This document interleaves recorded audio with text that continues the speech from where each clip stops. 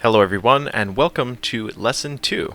In this lesson we are going to be setting up an integrated development environment, which is a tool that helps developers write code more efficiently, with more ease.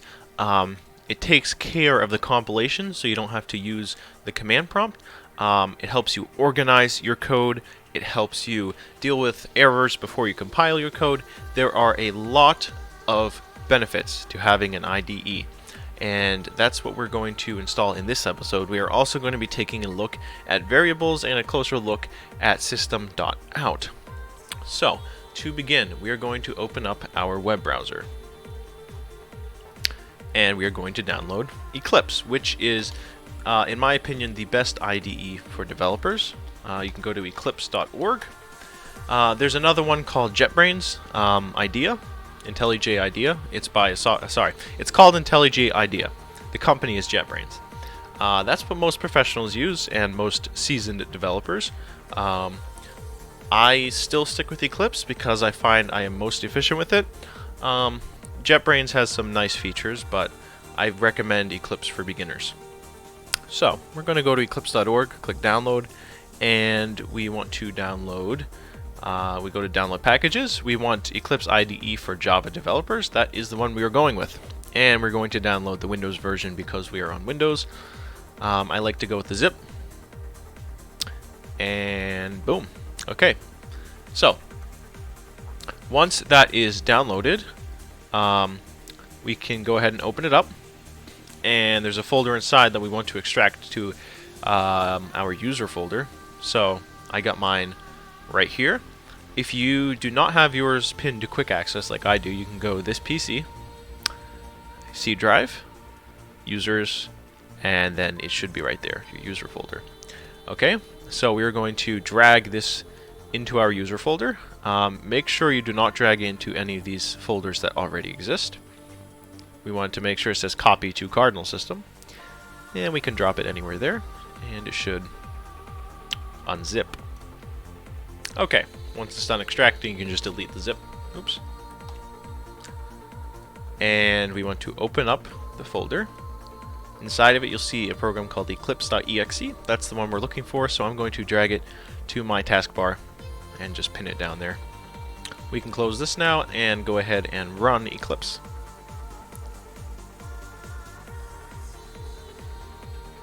Okay, we want to create a workspace. This is where all of our projects are going to be. So I'm going to leave it at the default, and I'm going to say, actually I'm not going to check this box because I have other workspaces I need to use, but if this is the only workspace you're going to use, you can go ahead and check that. So for this tutorial, we're going to leave it at the default and click launch. Now it should only take a minute to set up your workspace. Okay, look at this beautiful workspace. You can look at these resources if you want.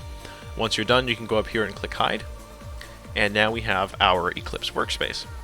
So, the first thing we're going to do is click Windows, Preferences, right where it says Java, you want to expand that, and click on Installed JREs. We're going to click Add, Standard VM, click Next, and where it says Java Home, just click Directory, and you want to go this PC, open up your C drive, click Program Files, Java, JRE 1.8, and click Select Folder. Then click Finish. And make sure you check it after you've added it, and then click Apply and Close. So we are working with Java 8, which is why we went through that process. We do not want to use Java 16. Now, we're going to go File, New, Java Project.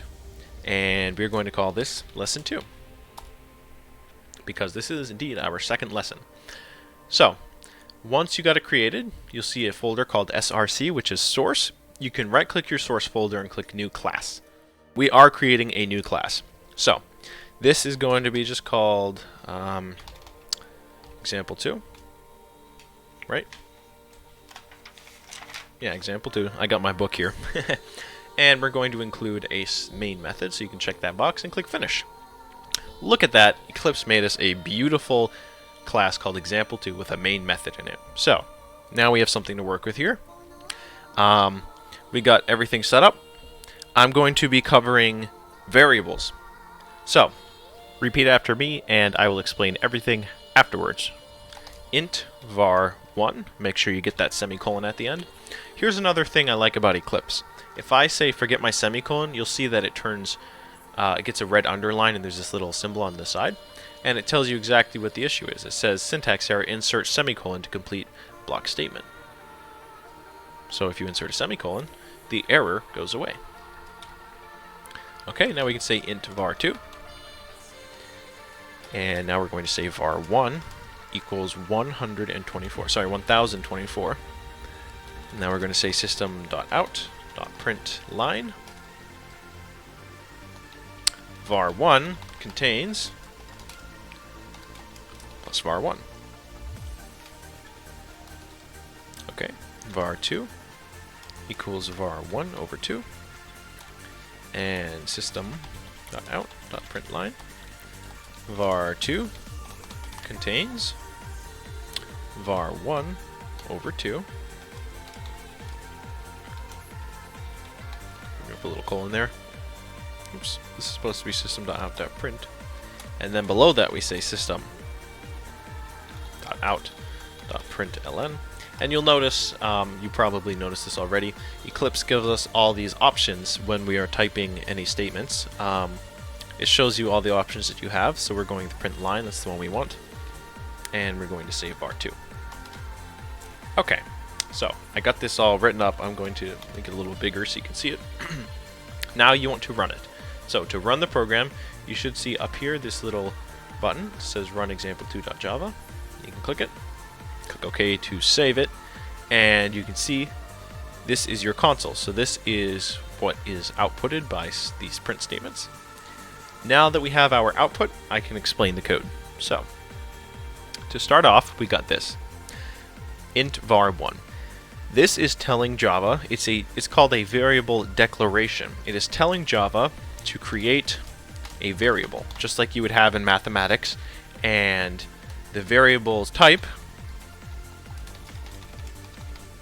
is an integer. So, oh, I spelled variable wrong. So, just like in mathematics, you can say have x plus y equals what, right? And your math book is going to tell you that x equals 1 and y equals 2. So you know to plug in for x1, plug in for y2. Oops. And your answer is going to be 3, right? It's just like a math book. A variable is some word or letter, or it can be a word with a letter, that represents some value. In Java, an integer variable represents a number value. Now, just like mathematics, an integer can only have whole numbers and their opposites. The definition of an integer is all whole numbers and their opposites. So if you recall, a whole number is any non-decimal number that is positive. So when it says any whole numbers and their opposites, that includes negative numbers. So it could be 1, 2, 3, or oops, 3. 1, 2, 3. There, 1, 2, 3, or it could be like -1, -2, -3, stuff like that. It's any non-decimal numbers. That's what an integer is. So we declare an integer called variable 1 and an integer called variable 2. Now we are assigning variable 1 a value. We are saying variable 1 equals 1024. Just like if, say, your math book would tell you that x equals 1, we are telling Java that x equals 1024, or in this case, variable 1 equals 1024. And now, just like in our previous lesson, we are going system out, that is going to be our console, and we are telling it to print something to the console. Just like before, the print statement, it's going to print everything inside the quotation marks to the console. But as you can see, this is all we have inside the quotation marks, and this includes something else in the actual output. And that's because of this plus operator right here, this string addition operator. This is telling Java to find the value of this variable. So Java is going to look to variable 1, it's going to say that equals 1024. So Java is going to take that value and then it's going to add it to the previous value, which in this case is this little string or text right here. It's going to take that and add it on to the end, and so we get this. and that is string addition. Now, even though var1 is not a string variable, it's not a string type, it is not contained in quotations like this, Java is smart enough to convert it into a string so that it can be printed to our console. The next line says var2 equals var1 over 2. Now, just like in mathematics, Java is going to look at this statement and it's going to plug in the variables. So, var2 does not have any value yet, but it knows that var1 is the same as 1024 because that's its value. Over 2 just means divided by 2. So Java is going to say, okay, what is 1024 divided by 2? That is 512. And then Java is going to say var2 equals 512. So when Java gets to this line, line 22, the first thing it's going to do is jump over here and say, what is var1 equal to? It's going to plug in that value. Then it's going to say, what is that divided by 2? It's going to plug in that value. And then it's going to assign it to var2. So var2 now equals 512. Then it's going to go to this line. We're telling it again to print something to the console. So Java's going to say, it's going to print whatever is inside the quotation marks here. Now you'll notice that this is on one line, but this is on another. And yet, in the output, they're all on the same line. Now, why is that? It's because, and I did mention this briefly in the previous lesson, you'll notice that there's no ln right here. It's just a print statement. Now, in Java, print ln means it's going to print whatever's in the quotation marks, and then it's going to do a new line after it. But because it's just print, Java knows that there's not going to be a new line. So it's just going to print this, and there's going to be no new line after it. So when we then call this print ln, or print line var2, it's going to plug in var2, which is 512. It's going to print it, which it does right here in front of the previous line, and then it's going to add a new line at the end. And that's why you can see the cursor is below this second line, because on the last call we do print ln instead of print. That is, well, that's lesson 2. And I very much encourage you to play around with this. I'm going to put everything back to the way it is in the book, just so that if we reference this in the future, it is not changed. But this is lesson 2, and you should play around with it. The best way to learn is by experimenting, and that's how I learn. That's how most people learn. They look at their lesson and then they experiment. So try giving it different values. Like you can say var1 equals, I don't know, 12. See what happens if you change the value of var1. You can see that the output changes. We can do, instead of over 2, we can say maybe var1 times 2. What happens when we do that? Well, our value goes to 24 instead of 12. So, have fun, experiment, and get a feel for it. In the next lesson, look at the book here, we are going to touch on some more math operators, and we are going to touch on a new number type.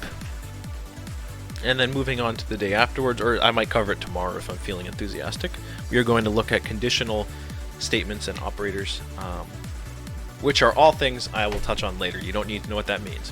For today, be happy with what you have. Thank you for tuning in, and I will see you all in the next video.